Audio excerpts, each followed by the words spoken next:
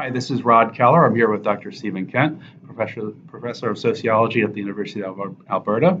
And he's agreed to talk to me a little bit about some of the challenges facing academic researchers in dealing with a group such as Scientology. And I don't know, where do we start, Stephen? When I first started studying Scientology, it was part of a larger study of sects, cults, and new religions. It was in relation to a research grant I got, and that was in 1986. And prior to that period, and this is from memory, so I may forget some sources, but really the singular academic book that I remember from that period was Rory Wallace's The Road to Total Freedom. That was 1976, I believe. It was a very good book. It still stands up in many ways for the historical period.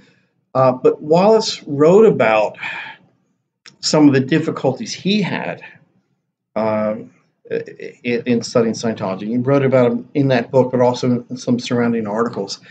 And Wallace had to submit his book to Scientology for a response, if I'm not mistaken. He talked about the harassment he went through, and consequently, when I first started studying Scientology in the context of other groups, a lot of academics were afraid. I just identified Scientology not because I had any personal experience with it, but it was one of the groups that was on the radar, so to speak. And I was in graduate school outside of Toronto. There's a big Toronto raid, and so I knew about the group. I didn't know much about it. I do remember academics, probably late 80s, saying, life is too short. I don't need the hassle. I don't want to be harassed. I'm not going to do it. And there were one or two books that came out in that period, but most of the books really weren't critical. The critical books often were done by former members. People were concerned. So I stumbled into the area and by accident talked to Scientologists. I went to Big Blue. I met a Scientologist in Montreal, attended an event with Heber Jensch in Toronto, attended a Sea Org recruitment event, I believe, in Edmonton. Really? Invited a Scientologist at the time to come to my class. But just by accident, by design, really, I linked up with some former members, and they started telling me stories, and I went, oh my God, is that true? And these people were able to say, here's the document that backs it up. So that's how it started, and the obligations academics have been under have changed a lot. When I first started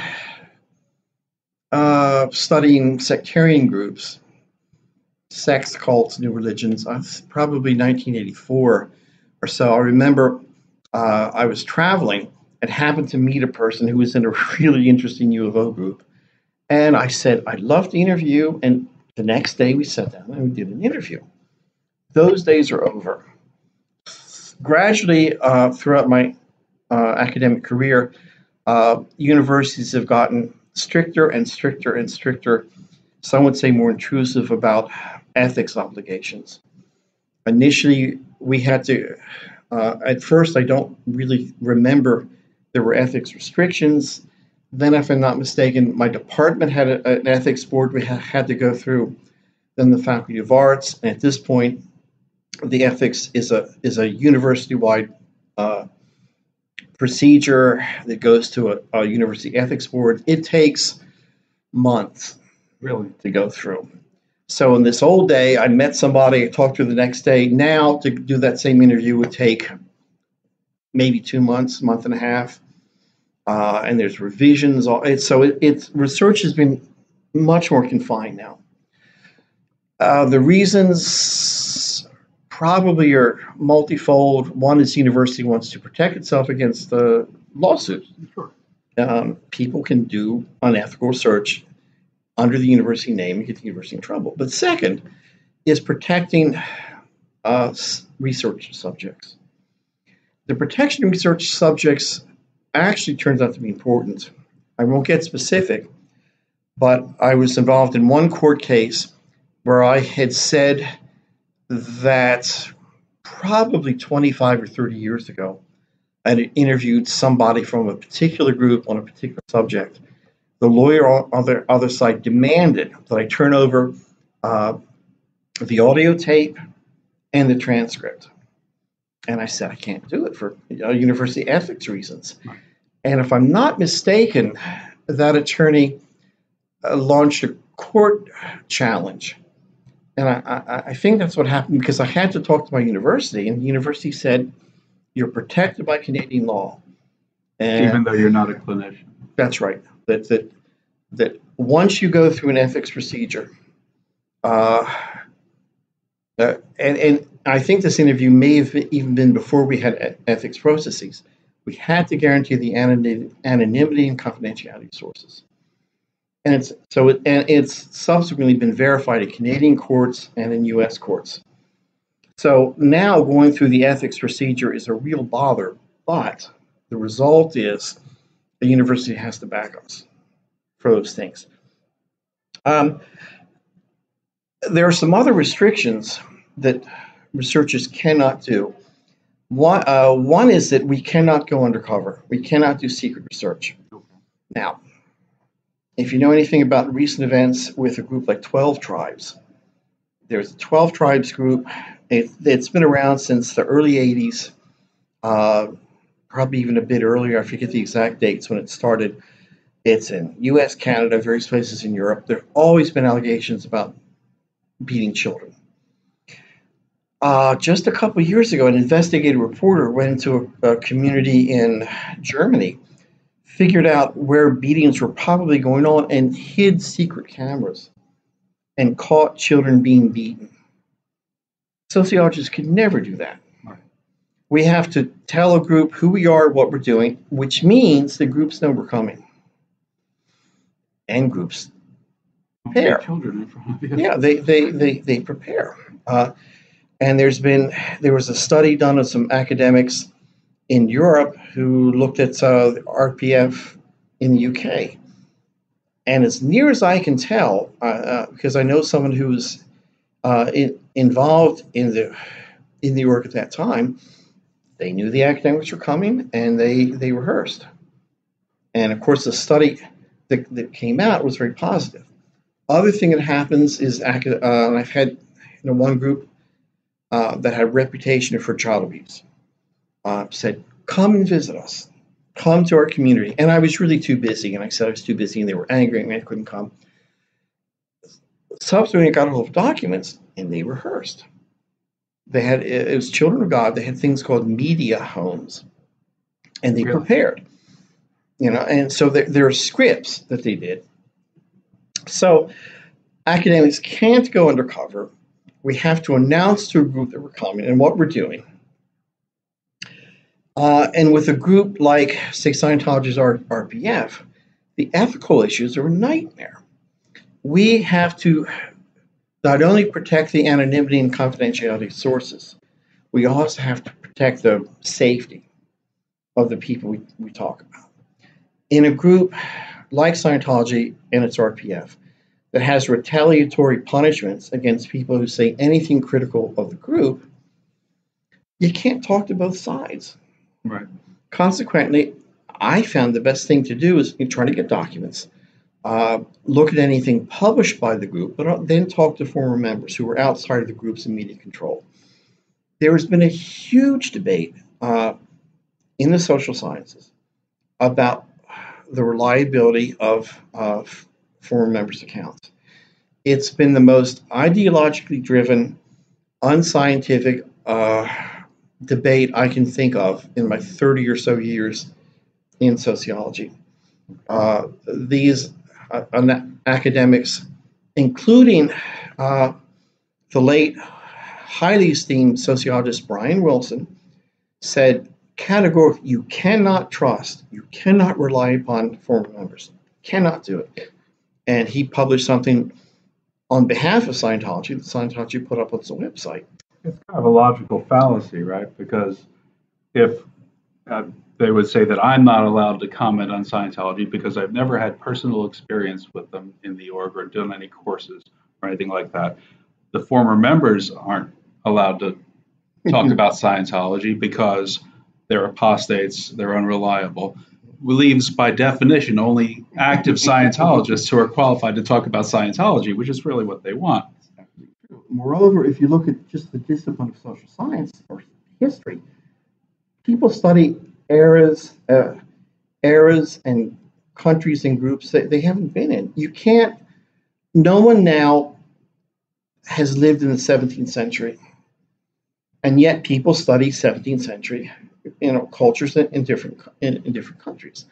So if the obligation is that only people who have direct experience can comment or talk about something, then the entire discipline of history is gone. A lot of historical anthropology and sociology is out the window. So one has to be, I think, try to be fair, but also recognize that limits exist as to how we get information and data and then how we use it. Once we get the information, it's another nightmare.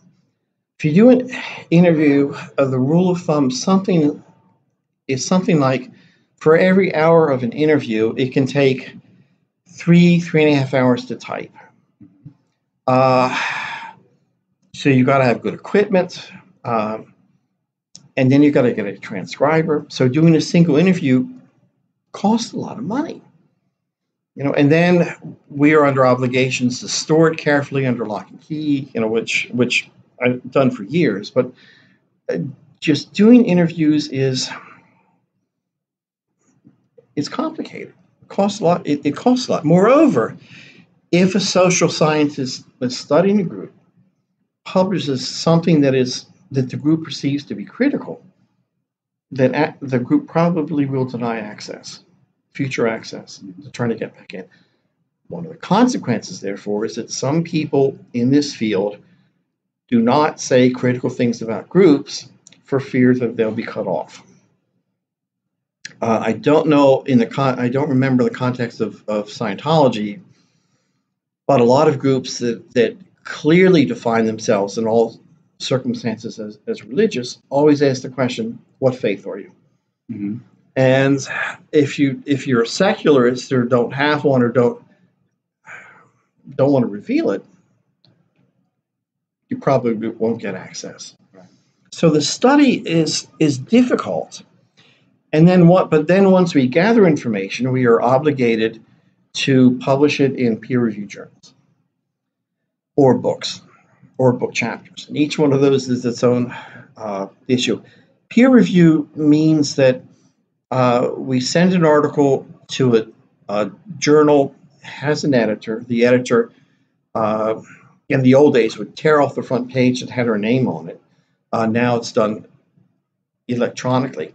And then send that article, that submission out to usually 2, sometimes 3. Once I got reviewed by 6 different people. And they're not supposed to know who wrote it, and the writer is not supposed to know who reviewed it. In the real world, however, in a small subsection like sociology or religion, often people can guess who did what. And sometimes I've had people guess about an article that I've written and be dead wrong. I got identified as being someone else once, and it wasn't. It was me. So the peer review process is necessary, but it's not as clean as it might appear on the outside. Moreover, one of the series of politics is that the journals to which you want to submit have editorial boards. Right. And the selection of people on the editorial boards shows a lot about the politics and the orientation, some would say the bias of the journal. So I just suspect if I submit some articles to some journals, I don't have a chance. And I've got, I sent a very critical article once, co-authored with someone, to a journal, and I just found this document. I lost it and found it a week or 2 ago. The editor said something, and I named academics. he said this, she did that. This publication identifies it's a problem. And the editor wrote back, and it was something like, I thought we all had agreed to be collegial and not mention names. So here's an academic journal saying you can't mention the people you're writing about, which is silly because the footnotes identify the people, but in the text, just to be collegial. And you couldn't criticize the people who I thought were doing bad scholarship. Until a year or two later, someone wrote an article and mentioned me by name. And it was in a journal that I think is a biased journal. So it's complicated. So who's on the editorial board? Issues about length. Some electronic journals are better. But there's always maybe 20 pages, 25 tops. And as I've gotten older and gotten more material, I can't shorten most things that. So it's difficult to shorten. Book chapters are complicated because books usually are published by an academic press as opposed to a popular press. So there's overlap in the publication world. But the review process for a book chapter often is different from a traditional peer review. And so book chapters count in academic circles, but in reality, the rigor that they're evaluated may or may not be the same.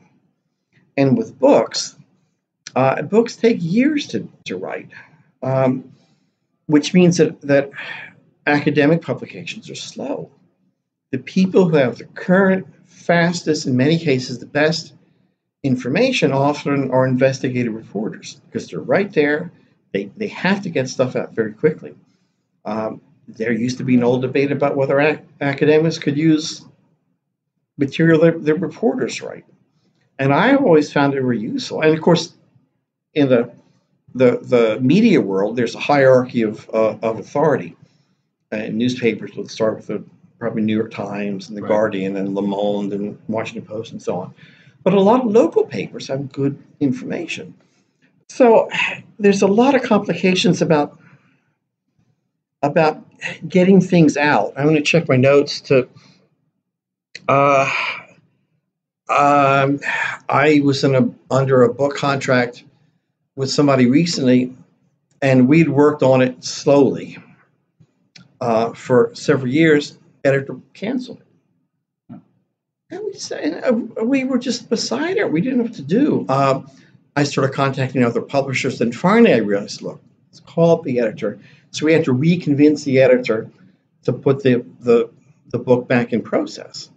It was the edited volume that Susan Rain and I did on Scientology and popular culture. And they had dropped it because other books on, and I'll call Scientology religion in the American context, other books on religion were not selling well. We had to say, but this is Scientology, this will sell. So getting published is complicated, and people think you get paid a lot for books. That's not true. I think for this edited volume, I think I got $300 and maybe 5 free books, 3 or 5 free books, and that's it. That's if you make if you sell a bazillion copies, then those people might get royalties. But unless it's a popular book, you're not going to get it. Asking you about to do this interview, we went through a couple of topics, didn't we? Yeah. And I asked you, I know we're not going to discuss them, but maybe we could discuss why. I said one of your particular interests is personality traits of cult leaders. Mm-hmm. L. Ron Hubbard versus David Miscavige. Mm-hmm. Well, a couple things. I'm not clinically trained, but a lot of people who are not clinically trained do what's called psychobiography or psychohistory. Now, a debate broke out in the 60s in psychiatry over Barry Goldwater, the American presidential candidate, and somebody did just a butchered article about him, claiming psychiatric insight and so on. And the guy got successfully sued. Goldwater sued him, but the American Psychiatric Association came up with what's now called the Goldwater Rule. The Goldwater Rule applies to psychiatrists and also now to psychologists, which is essentially say you cannot talk about a psychological, they would say, diagnosis of a figure with whom you have not actually interviewed and who's not actually given you permission. Consequently, many mental health personnel feel constrained discussing political figures. And there's, as you know, a lot of debate right now about Donald Trump and mental health issues, so much so that a number of personnel, mental health personnel have broken the Goldwater Rule. They said the issues are so crucial. The issues, however, with psychohistory are different. Psychiatrists are making medical diagnoses, often for court cases, and they have to get their information heavily based upon sessions, interviews with the subject. In psychohistory, people are deceased. Right.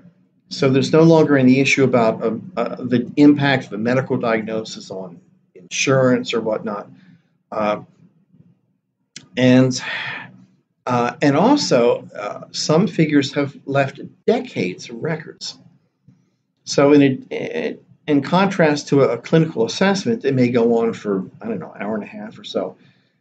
Sometimes with these figures, we get 40, 50 years of material we can draw from. So there's been a push to allow mental health personnel to do psychobiographies and psychohistories. And you'll see a lot of the psychobiographies done of so-called cult leaders are not done by mental health personnel. They're done by people like me who are in religious studies. I'm cross-appointed to religious studies because we find that psychiatric categories as useful and explanatory for what cult leaders do. So Hubbard, I've published on, and I and a former student suggested that we believe he has the characteristics of being a malignant narcissist. David Miscavige is still alive, and I would feel professionally constrained for making pronouncements about him. Now, you've also been obviously an expert witness in a lot of Scientology cases, and we're not discussing any of those. Why is that? Well, almost all I was on the stand in Ireland. That was interesting. Because thankfully that year I was associate chair for graduate students in the department. So I had a course release, so I wasn't teaching as much. I had to fly to Ireland twice, and I think one doesn't know, but I think that it was a deliberate tactic to keep me, to eat up my time so much, to put pressure on me to drop out. And I don't think, well, the testimony that got Scientology to go to the table was not mine. It was a psychologist who came, I think 2 people after me. And if he was talking, if I remember the case correctly, talking about issues of Dianetics, auditing, and hypnosis. That, my understanding is that discussion drove Scientology to the negotiating table. There's now out-of-court settlement. When a case settles, you're basically... Yeah, in almost all instances, once a case settles, part of the agreements of a settlement case is nobody can say anything about it. Right. So all the documents that got produced... Not because of a gag order that they sign with that the person signs with Scientology, but just you as an expert witness in particular. If the case were to go to trial, then all those documents are open. But the settlement cases are between the plaintiff and defendant. And usually the group, whether it's Scientology or any other group, usually says, here's a monetary settlement, and part of that settlement involves your silence. You cannot talk to anybody about what the settlement was. In many cases, a group, Scientology used to require people to turn back. If they had documents from Scientology, they had to turn them back and so on. So most I think all the Narconon cases I've been involved in settle out of court. Some of the business-related WISE courses, they all settle out of court. It's a common pattern, and it's a common pattern in a lot of cases, not only involving Scientology and other groups, but in controversial issues. I once sued Scientology, accused me of being a Holocaust. They analogized me with an infamous Canadian Holocaust denier because I was speaking about Scientology in Germany. It's a fellow named Ernst Zundel. And Canada's major newspaper, the Globe and Mail, carried a Freedom magazine insert. And in that magazine, there was, I think, a 2-page spread on me. The location of the Freedom magazine insert in the Globe and Mail was interesting. One was around the University of Toronto, in Toronto, which is, I don't know, 3.5-hour, 4-hour flight from where I live. Right. But Toronto is the major intellectual center and what, and University of Toronto is the big school. The other was in a local paper in and around the University of Alberta. And the local paper, when I explained what happened, they let me write a response, and I think they apologized. I sued the Globe and Mail, and we settled out of court. And they let me. They issued, I'll call it an apology, but it was a lawyer apology, if you know what I mean. It was worded very carefully. And they let me write an opinion piece.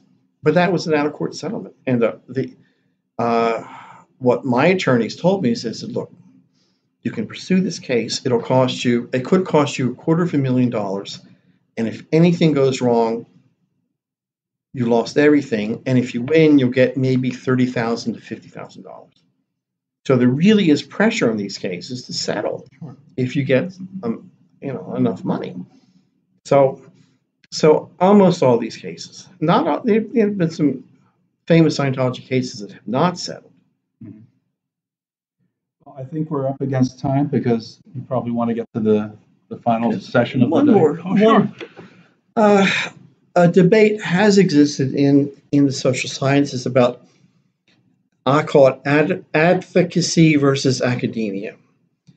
Some social scientists say, do your scholarship, stay neutral, don't get involved in consequential fights.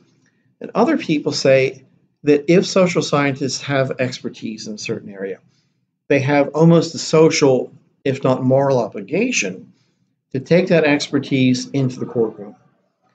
That's the position I eventually took. That if I thought I could contribute, that I had an obligation to go to court. Working in court is it's a nightmare.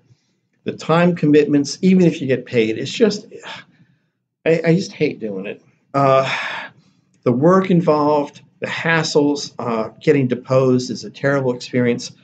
But I'm afraid sometimes if someone like me doesn't go into court, then someone else not like me with opinions that I disagree with is going to be in court and even could be on the other side. So there aren't many sociologists who go to court on these issues. There's a handful of us. And some of us disagree dramatically with each other. Sure.